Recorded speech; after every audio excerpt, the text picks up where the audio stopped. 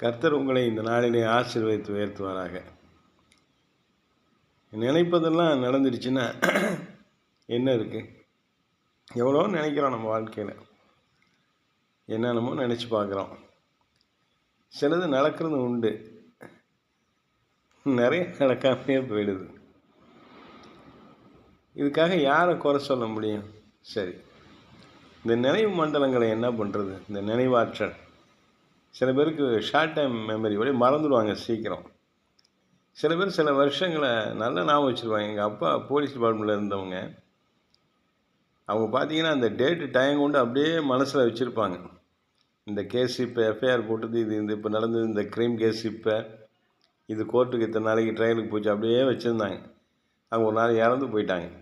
அவங்க இறந்து போனதுக்கப்புறமும் அநேக கரஸ்பாண்டன்ஸ் தபால்கள் அவர் பேரில் வந்துக்கிட்டே இருந்துச்சு. அவர் நினைக்கும்படியாகவே அநேக காரியங்களை அவர் செஞ்சுட்டு போயிருந்தார். அதுபோல தான் இயேசு கிறிஸ்துவை நினைக்கும்படியாக அவர் மரணத்தை கையில் எடுத்து தன் ஜீவனை கொடுத்து அந்த மரணத்தையும் ஜெயித்து, நீங்கள் எல்லாரும் மரணத்தை ஜெயித்து என்றும் நீங்கள் நினைவில், எல்லாருடைய நினைவில் வாழ்கிறது மட்டுமல்ல, உங்கள் நினைவுகளும் அழியாமல் இருக்கிற நித்திய ஜீவனை உங்களுக்கு கொடுத்துருக்கிறார். அல்லேலூயா! நித்திய ஜீவனை கொடுத்துருக்கிறாரு. இந்த நினைவுகள் நினைக்கிறதெல்லாம் நடக்கலைல்ல, ஆனால் இந்த நினைப்பே இருக்குமா? இந்த நினைவலைகள்லாம் எல்லா நாளும் இருக்குமா? இருக்கும். அதுக்கு தான் நித்திய ஜீவனை கர்த்தர் கொடுத்துருக்கிறார். நீ என்றும் வாழ்ந்திருக்க வேண்டும் மனிதனே. அதுக்கு இயேசு ஒரே வழி.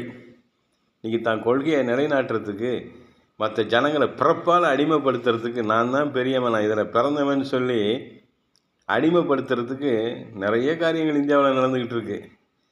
ஆனால் அவங்க நினைவில் வாழ முடியுமா? அவங்க நினைவுகள் என்று வாழ்ந்திருக்குமா?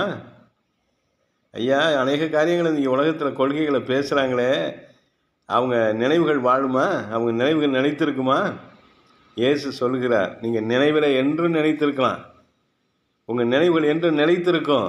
அதுக்கு நித்திய ஜீவன் தேவை. அதுக்கு பரிசுத்தமுள்ள இயேசு கிறிஸ்துவின் ரத்தம் தேவை. அவர் அந்த ரத்தத்தை சிந்தி உங்களை என்னை மீட்டது மட்டுமல்ல, உங்கள் நினைவுகளை மீட்டிருக்கிறார், உங்கள் சிந்தனைகளை மீட்டிருக்கிறார். அல்லேலூயா! இயேசு ஒருவரால் மாத்திரமே மனிதனை என்றும் வாழ வைக்க முடியும். அவர் வாழ வைக்கும் தெய்வம். அவர் வாழ்வு கொடுக்கிறவர் மட்டுமல்ல, வாழ வைக்கிறவர். உங்களுக்காக ஜீவனை மட்டும் கொடுக்கலை, நீங்கள் பரிபூர்ணப்படவும் உங்களுக்காக வந்தவர். இயேசு கிறிஸ்துவை சொந்த இரட்சகராக ஏற்றுக்கொள்கிற ஜனங்கள் ஆசீர்வதிக்கப்பட்டவர்கள். அல்லேலூயா!